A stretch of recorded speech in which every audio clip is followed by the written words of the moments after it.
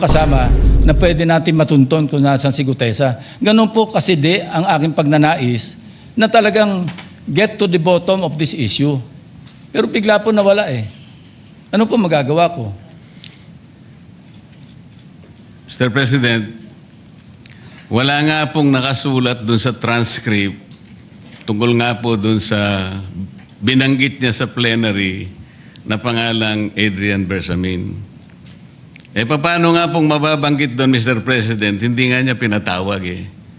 Kahit weekly lang, Mr. President, tapusin na po natin ito. I believe that the Committee on Rules should tackle that particular question because today I found out that those members, those so-called ex-military soldiers that you're mentioning and the people behind it, some members of Congress filed a case of cyber libel on them. And therefore, I think the Committee on Rules should check first whether we can call a hearing on that particular issue kung ganong mayroong kaso at mayroong ongoing case. So I suggest that your question and the privilege speech and the ensuing debates thereafter be referred to the Committee on Rules. I would like to entertain a motion to that effect, Mr. Majority Leader. I don't think we can answer the question of Senator Marcoleta now because of that particular issue. Yes, Mr. President. Dahil po ba, Mr. President, mayroong nagsampa ng demanda doon sa mga taong inakala nating makakatulong sa atin? Magiging sagwil na yon para hindi natin sila tawagin. So, ibig sabihin pwede palang i-demanda na lang at ang gustong magkukusa na pumunta rito, tapos na tayo. I cannot answer your question. Sir President, ang sinasabi ko lamang po ay ngayon ko lang po na nakita ang ganitong special treatment. Hindi ko naman sinasabi, Mr. President, na lahat ay ganito.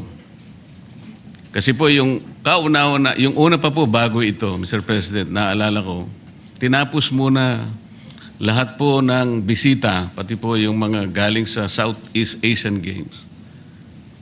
At kahuli-hulian nga po, inabot po ako ng alas 8 ng gabi. Yun lamang po. Ngunit gusto ko pong makapagtanong sana sa ating ginagalang na Senador Ping Lacson kung siya po ay papayag. My pleasure, Mr. President. Hindi ko po alam, Mr. President, Your Honor, kung paano ko, saan ako mag-uumpisa sapagkat hindi ako ang subject matter ng aking dineliver na privilege speech kahapon. Kaya kung sagutin at iisa-isahin sa inyo, ngunit ang nangyari, parang ad hominem ang nangyari. Sa akin po, natutukoy lahat ang inyong privilege speech ngayon, samantalang ang inaasahan ko ay sasagutin nyo yung privilege speech kahapon. Kasi kung ganun pong mangyayari, Mr. President, malilihis na naman po tayo sa inaasahan ng ating mga mamamayan. Dito lilitaw ngayon ang nauna pong mga patakarang nakita ko sapagkat kailanman hindi natin makakalimutan at huwag nating kalimutan na talaga pong nilimas po ang kabangbayan. Yun na po yung gusto nating pag-usapan dito. Kung sasagutin ko po ng isa-isa ang ibinibintang po ninyo sa akin, malilihis na naman po ang pinag-uusapan na kailangan na po ng taong bayan na malaman na po ang katotohanan. Sino po ang may pakana? Sino po ang mga mastermind sa nangyaring nakawan sa ating kabangbayan?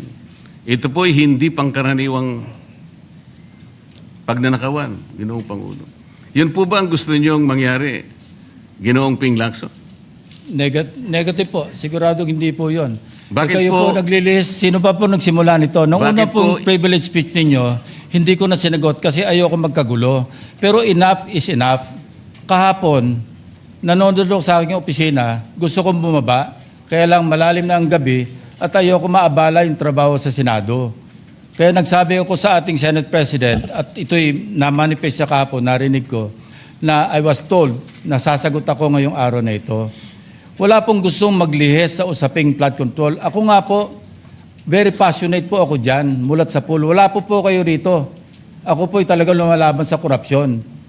pagdating sa national budget, pagdating sa lahat ng usapin, hindi nyo po matatawaran ang aking hangarin, maituwid ang lahat ng katiwalian dito sa ating bansa dahil hindi po tayo muusad.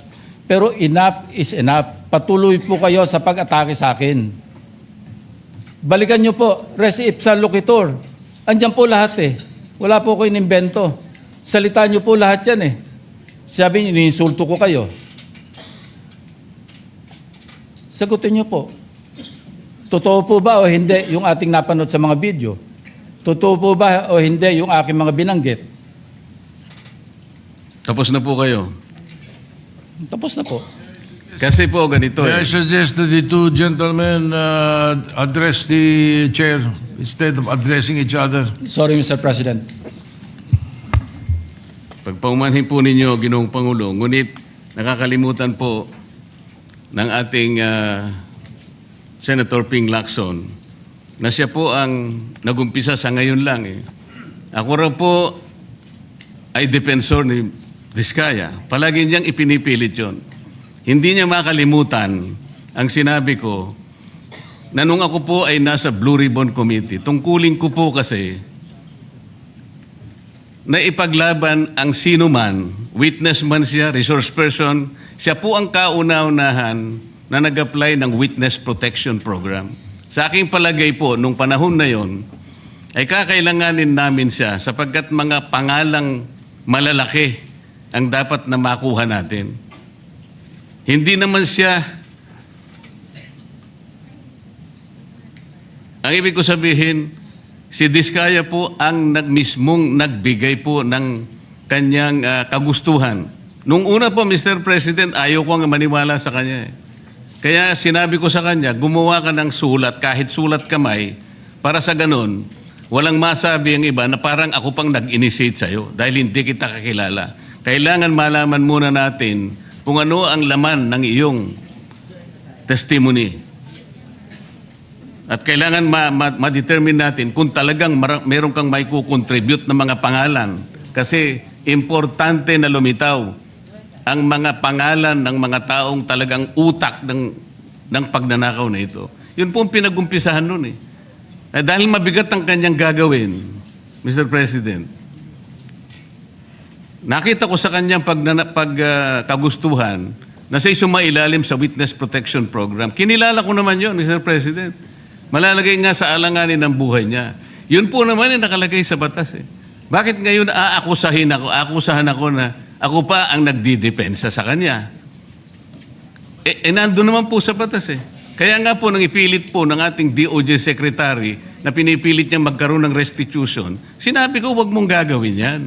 Wala naman sa batas yan eh. Ipipilit ninyo sa pamagitan ng memorandum ninyo na kahit wala sa batas para siya maging katanggap-tanggap na witness protection program witness, ay gagawin ninyong mag-restitute siya. Wala po sa batas yun, Mr. President. Yun po yung nilalaban ko. Kung napagkamalan niya na dinidepensahan ko, hindi po pwede yung ganon, Mr. President. So ngayon, hanggang ngayon, pati ba naman ng asawa ko na independent director, kakalantariin pa rito. Saan ba natin pag-uumpisa ng pag-uusap na ito? Pagkatapos, ipipilit na naman ninyo yung Kalayaan Island Group. Ano po ba patakaran dito, Mr. President? Ginoong Lacson? Kailangan bang samot-samot ang gagawin mo para sa isang privilege speech? Kayo po'y matagal na sa Senado. Alam ko po, kabisado nyo yung patakaran dito. Ang isang privilege speech nakatutok lang sa isang subject matter. Pero ang gagawin po ninyong samot-samot ito at pagkatapos ay mag-uumpisa kayo na para bang ang nilalaman ng privilege speech ninyo puro ad hominem. Wala po tayong matatapos dito. Ang hangarin po natin dito ay yung subject matter na pinipilit natin sapagkat ito po ang inihintay ng taong bayan. Kung sasagutin ko po ng isa-isa at ang iba po'y sinagot ko na, ay lalayo po tayo. Ang akin pong tinatanong sa aking privilege speech kahapon, ay bakit parang hindi ninyo pinagbigyan ang ibang mga tao na napakarami nilang dapat sabihin para sa ganun malaman natin ang katotohanan. Kayo po ang nagsabi, Senator Lacson, Mr. President, napupuntahan natin lahat ng lugar na kung saan ang ebidensya. Hindi po ba kayo po'y nagpahayag noon dito sa plenaryo, Mr. President, Senator Lacson, na sinabi nyo na ang presidente ay name drop ni Yusek Bersamin. Hindi ko man lang po nakita yung kanyang katauhan na ipinatawag nyo dito. Samantalang napakalaki ng dapat niyang ipaliwanag sapagkat kayo po ang nagsabi sa pamamagitan ng pagtitiwala ninyo sa ibinigay na testimony ni Yusek Bernardo na niname drop niya ang presidente. 100 billion pesos po pinag-uusapan dito na kung saan ang porsyentong tinanggap nila sang-ayon din sa inyong pagpapahayag ay 8 billion pesos. Nagtataka po kami, ang taong bayan, hindi nyo man lang pinatawag si Yusek Bersamin. Nagtataka din po ako. Alam po ninyo ito. Nakiusap. Nagpresenta si ex-Governor Chavit Singson. At iminungkahi ko po sa inyo at ang sabi nyo, sige po, sa susunod na pagdinig natin, ay iimbitahan natin siya. Sapagkat marami raw siyang gustong ibahagi sa ating pagdinig tungkol sa mga project sa Ilocos. Ngunit hindi po nyo tinawag. Yun po yung pinagtataka. Ito po yung gusto ko sanang sagutin ninyo. Sa akin po, wala nang kwenta kahit na ako'y patutsadahan ninyo na ganito ako, ganito kami, ganyan. Hindi na po mahalaga sa akin yun eh. Ang mahalaga po, Mr. President, ang taong bayan ngayon na naghihintay ng kasagutan sa maraming katanungan nila kung magagawa pa natin na buklatin lahat ang dapat buklatin. Kilalanin kung sino dapat kilalanin. Ang gusto ko pa po sana, Mr. President, sana sagutin po ninyo, Senator Lacson. May I respond, Mr. President? May I respond, Mr. President? Yes, please, go ahead. Mr. President, Your Honor, have you read the partial committee report? Ganito po ang nangyari, Mr. No, have you read President. the partial committee report? That is my question, Mr. President. Binasa ko po, ngunit hindi ko po magawan ng paraan kung paano ko po itatrato. Kasi kahit na po ganun ang nangyari, tiningnan ko po eh. Kaya lang, sabi ko sa mga staff ko, nung mag-meeting kami, bakit ka ako wala man lang pirma ito? Ito po italiwas po sa inyong ipinahayag kahapon. Sinabi Mr. niyo President, rito, If I may be natanggap allowed, ko. Mr. President. Patapusin niyo muna ako para may paliwanag ko kung bakit hindi man lang ako sumagot sa inyo dito sa ibinigay niyong material na ito. Kasi sinabi po ninyo, for one, I have it on record that his office already received a copy of the BRC Parcel Committee report as early as February 11, both hard and soft copies, but he has not signed it, even with I dissent remark. It follows that as chairman, I was first to sign before routing the same contrary to his claim that I did not. Kahapon lang po namin nakita ito, Mr. President. Pero hawak ko po dito yung ipinrint naming kopya na nakuha lang namin sa isang link sa PDF document. Kami lang po nagprint nun. Wala pong pirma. Mr. President, we assume that it came from the office of Senator Lacson or probably from the Blue Ribbon Committee. I would not assume otherwise. So sabi ko, kung walang pirma ito, wala man lang covering letter, ano bang gagawin namin dito? Gagawin ba nating banderitas ito? Ganun po ba yung pagbibigay ng isang importanteng dokumento? Kung inaakala po yung importante ito, bakit wala naman pong pirma man lang? Sa akin palagay, hindi po ganun ang pagtrato sa amin bilang miyembro ng Blue Ribbon Committee. Dapat man lang sana, kahit na initial nyo lang po at meron siguro kayong instruction doon, anong gagawin namin dito? Now, before Senator Lacson responds, will you answer the question? Did you read it or not? That was the question. Yes, Mr. President. You read it. Okay, Senator Lacson, go ahead. Yes, Mr. President. I mentioned it in my privilege speech. Binigyan po natin ng tiki-tiki isang kopya na may watermark ng kanilang opisina. Una, nagkaroon po tayo ng isang masamang experience na nag-leak yung nauna ng ni-route na committee report. So naisip namin, para matunto natin kung saan opisina manggagaling ang leak, bigyan natin ng tiki-tiki isang kopya, hindi po talaga pipirmahan yun kasi advance copy po yun eh. Nasabihan po namin ang kanilang mga staff na kapag ready na sila na pumirma at nabasa na nila, hudyatan nila kami, ipapadala namin yung physical or yung hard copy. Nandun po yung signature page, nakapirma po ako doon. Hindi ko po pwede ikalat yon nang wala akong pirma kasi ako yung chairman. Hindi niyo po narinig yung aking paliwanag sa aking privilege speech na talagang walang pirma yung aming ikinalat sa bawat miyembro. Dahil yon para lang mapabilis kasi 400 pages po. Alam ko magtatagal mabasa. So para simultaneously, isipin niyo po Mr. President, kung isang kopya lamang yon na aking igagala sa 17 o 20 miyembro ng Blue Ribbon Committee, isang taon po, baka hindi pa tapos mabasa. So gumawa kami ng nag-devise po kami ng isang pamamaraan para simultaneously, sabay-sabay nila mabasa with the advice to their staff na kapag nabasa na at ready ng pumirma, sabihan kami, dadali namin yung kopya na mayroong signature page at sa kanila pipirmahan. Katunayan kahapon po si Senator Bam Aquino. Binigyan namin sa kanya yung may signature page at pumirma siya. Hindi po matatapos kung yung 467 yata na pages, iisa-isahin namin iikot.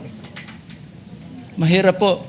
Gumawa na nga kami ng paraan para matakil na sa floor, ma-defend ko, at makamove forward tayo na tulad ng binanggit ko sa aking privilege speech, simula na tayo uli ng mga panibagong pagdinig. Ngayon, sinabi po ni Senator Marcoleta na bakit hindi inimbitahan si Undersecretary Bersamin.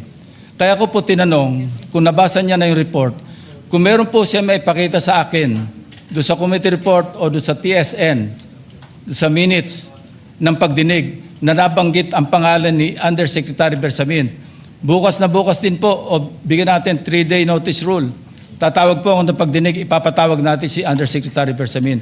Ang binabanggit niya po yung aking interpellation sa DBCC na kung saan si Undersecretary Bernardo gumawa ng personal na sulat kay Pangulong Bongbong Marcos. At sinasabi niya doon na ito yung mga personalidad na alam niya, na naalala niya na merong allocable at kung ano-ano pa. Wala po sa Blue Ribbon Committee minutes yun. Sa labas po yan sa plenaryo, sa DBCC, sa National Budget Deliberation. So kung may papakita po sa akin ng ating kasamahan, Senator Marcoleta, na mayroong isang mention sa affidavit o sa salaysay ni Undersecretary Bernardo na binanggit si Undersecretary Bersamin, di tumawag po tayo ng pagdinig at mag-motion siya na ipatawag kung sino man ang gusto niya ipatawag. Ngayon, si Governor Chavit Singson, wala naman pong paliwanag. Ano po yung ite-testify? Konektado po ba sa issue at hand, which is the flood control projects? Kung konektado po, sana sumulat po siya sa chairman at sinabi niya, ito yung lalamanin ng ite-testify o ito yung naka-attach yung draft affidavit ni Governor Chavit Singson. Sino naman ako para tumanggi na ipatawag kung sino man yung resource person? Nagpadala nga siya ng surprise witness, siya lang nakakaalam eh. Hindi ko po inawat eh. Mr. President. No, sandali po, hindi pa ako tapos. At nung hinanap kong pilit, pinagtanong ko yung mga addresses, lahat ng mga kakilala ni Gutesa. At inalam po namin sa pamamagitan ng CCTV footage, baka naman merong sumalubong o merong kasama na pwede natin matunton kung nasan si Gutesa. Ganun po kasi ang aking pagnanais na talagang get to the bottom of this issue. Pero bigla po nawala eh. Ano po magagawa ko? Mr. President, wala nga pong nakasulat dun sa transcript tungkol nga po dun sa binanggit niya sa plenary na pangalang Adrian Bersamin.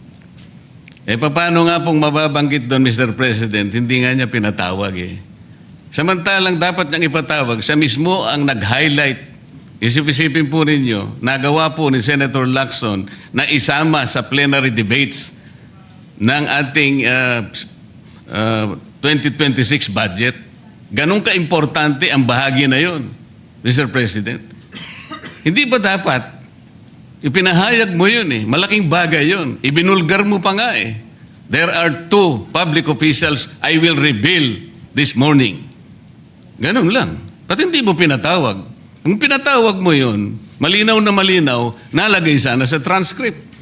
Ganun lang naman ang ibig sabihin eh. Sa mga tweet, iniwasan po, Mr. President, para hindi malagay sa transcript. Pagkatapos ikakatwiran po ninyo, kung nasa transcript, di sana pinatawag ko. Baligtad po ang ginawa ninyo, Mr. President. Katulad din po sa 30 Nara Street sa South Forbes. Ilan po yung binanggit ng mga tao doon? Hindi ko po sinasabing totoo yun, pero for purposes of the inquiry and investigation, kung talagang ganun, kalawak ang inyong pananaw, dahil pati nga po yung pagpunta ni Gutesa, pati CCTV po pinakita ninyo. And dami po sana ang pagkakataon na nakita sana lahat ng mga binanggit ni Saldico na mga ginamit na sasakyan. Makikita doon sa pagitan ng alas 9 hanggang alas 10 ng umaga. Tawagin natin yung kung sino man yung security agency doon. Pero hindi po ninyo ginawa eh. Pero sasabihin po natin, you wanted to emphasize one point. Kung nasaan ang ebidensya, ay talagang pupuntahan natin. Kayo po ang inconsistent eh. Pagkatapos ako ang sasabihin ninyong inconsistent. Ang dami po eh. Nakiusap ako na, sabi nga natin, ang dami pong tumuturo sa pangalan ni Martin Romualdez. Inimbita po ninyo, hindi dumating, nakiusap ako, naimbitahan uli. Ang sabi po ninyo sa magitan ng inyong interview, kung pupunta siya rito, welcome. Kung hindi siya pupunta, wala tayong magagawa because of interparliamentary courtesy. Mr. President, hindi po karaniwang pagnanakaw ang nangyari sa kasaysayan ng ating bansa.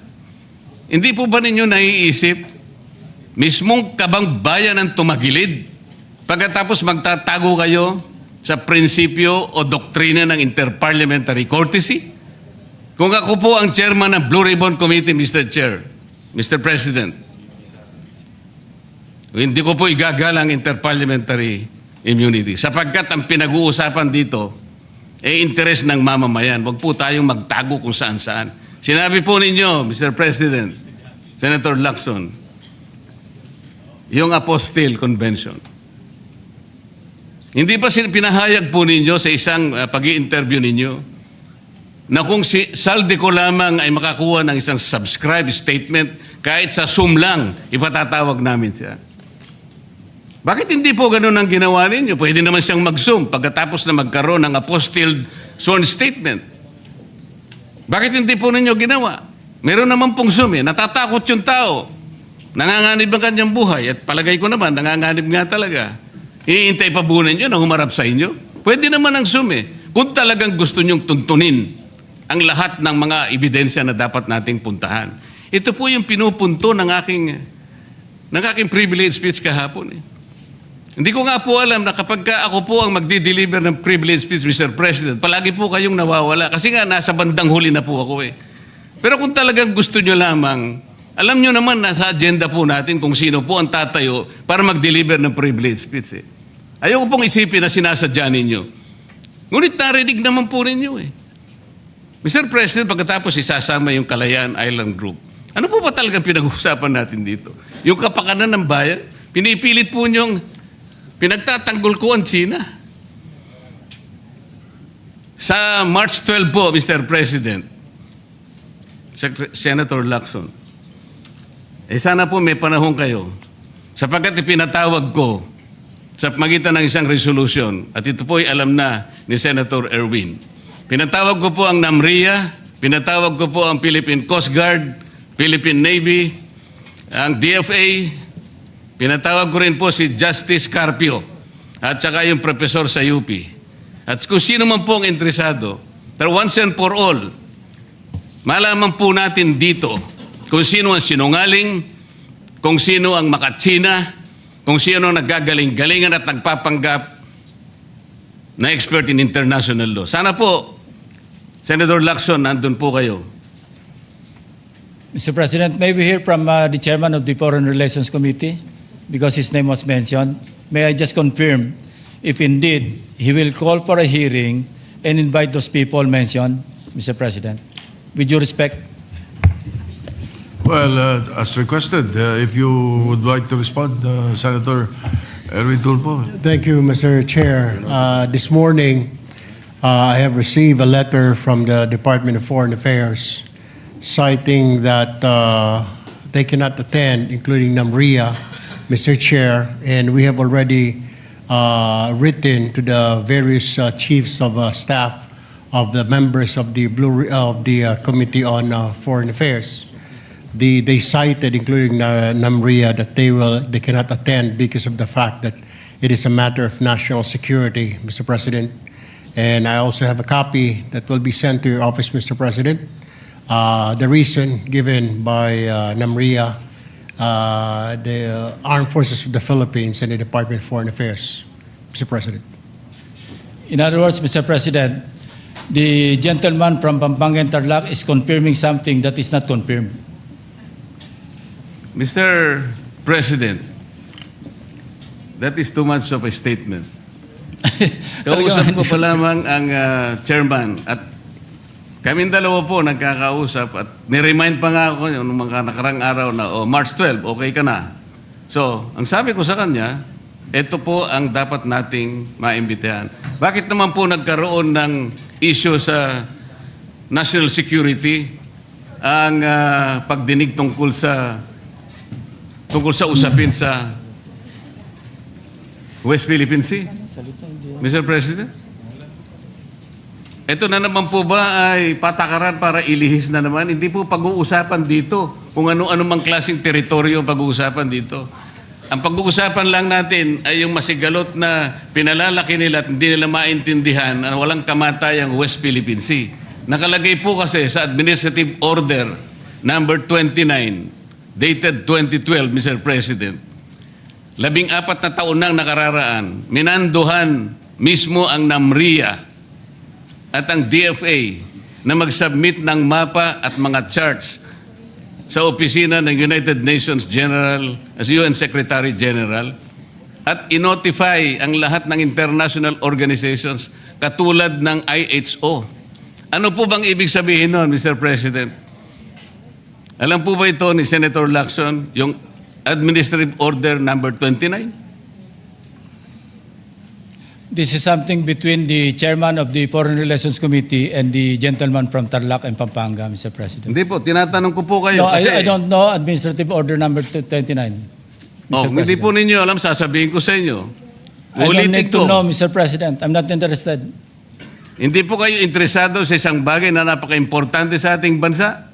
Hanggang ngayon, hindi ma-drawing ang West Philippine Sea. Hindi kayo interesado? Hindi po ko rin interesado sa sinasabi ninyo. Maring hindi po kayo sinasabi interesado Kasi, sa sinasabi ko. no, Ngunit ang sasabihin ko, interesado ang buong Pilipinas. Sapagkat ito, dito nakasalalay po kung sino nagsasabi ng totoo. So ayaw po ninyong malaman ng totoo, Ginoong Lacson? Kasi po, Mr. President, ang ipapalabas na naman niya, yung China, may karapatan dyan sa lugar na yan.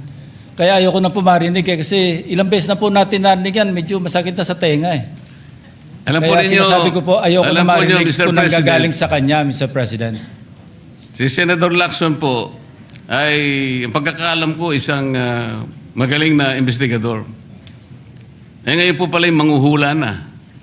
Paano po niya nahulaan? Ang sasabihin ko ay, The debate is going into Yeah. motives and all of that. So, motu proprio, the presiding officer declares the session suspended. Leader. Yes, the status of the interpellations was, I believe, we paused for a while, took a break, and I now would like to recognize Senator Marcoleta for his Well- closing statements, if the good gentleman from Cavite will allow. Well, if the senator on the floor who has the floor will allow. Because when the chair suspended the session, Senator Lacson had the floor. And he was allowing questions from Senator Marcoleta. That is the parliamentary status. So what is your pleasure, Majority Leader? Maybe we can request or ask the pleasure of the gentleman from Cavite. I will allow, Mr. President, but if he hits me, I'll hit back. All right. So Thank you. So, that's Mr. very President, may we clear. allow... Senator, yes, Senator Marcoleta is recognized. Salamat po, Ginoong Pangulo. It's not a matter of hitting me back. He can hit me many, many times. Sabi ko nga po kanina, Mr. President, that's irrelevant to me. It's no longer important to me. Kahit ano pa pong paninira ang sabihin ni Senador Lacson sa akin, wala pong kaso sa akin yon. Ang taong bayan, alam na po nila kung ano ang totoo. Sila po ang arbiter. Silang magsasabi kung totoo lahat po ang pinag-uusapan natin dito. At kung ano ang sinabi laban sa akin. Ang gusto ko lang pong linawin, Mr. President, kung talagang pinaninindigan ni Senator Lacson yung patakaran na kanyang huling sinabi at binigyan ng emphasis kung saan ang mga ebidensya pupuntahan natin. Napakarami ko pong sinabi kahapon do sa aking privilege speech, inisa-isa ko yung dapat napuntahan natin. Para sa ganon, lahat ng inaakala nating ebidensyang magtuturo kung saan dapat at kung sino dapat ang managot, doon lang natin makikita at ang taong bayan po ay nakikinig at nagbabantay. So, gusto ko pong malaman, Sir President, kung totoo po lahat ang kanyang paninindigan na pupuntahan natin ang lahat ng ebidensyang maaari nating makuhanan, pwede po bang revisyuhin niya yung aking privilege speech? Nandun po lahat, inisa-isa ko. At nagtapos nga po ako doon sa 18 ex-marine officials sa iba pa yatang mga official ng ating sandatahang lakas ang nandun. Lahat po ba noon ay pupuntahan natin? Open po ba siya, Mr. President, na puntahan natin alang-alang doon sa pagkuha natin ng katotohanan? At makukuha lang natin ang katotohanan kung haharap lahat ang mga taong binanggit ko sa aking privilege speech. Huwag tayong magbibigay ng teorya ng kahit ano. Ako po inananalig na kapag sila'y humarap, may kakayahan naman ang komite, Mr. President. Makita natin kung talagang nagsisinungaling o hindi. Meron po tayong patakaran. Meron tayong remedyo kapag nagsisinungaling sila. Nakukontempt natin, ikinukulong po natin ang nagsasabi ng hindi totoo.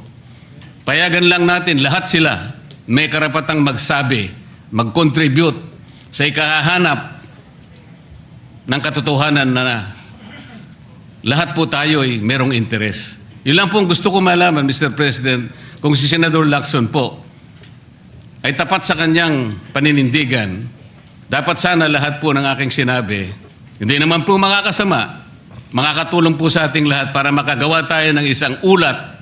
Sapagkat ngayon, kagaya po ng kanyang inamin, ang tagal na po nung sinirculate na ulat na sa online, at sabi niya, isa pa lang po ang pumirma. So, pwede po bang malaman sa ating kasama, Senador Lacson, lahat po ba nung aking binanggit sa aking privilege speech ay tutunguhan natin sapagkat potential po na panggagalingan ng maraming ebidensya? Para tapusin na po natin ito.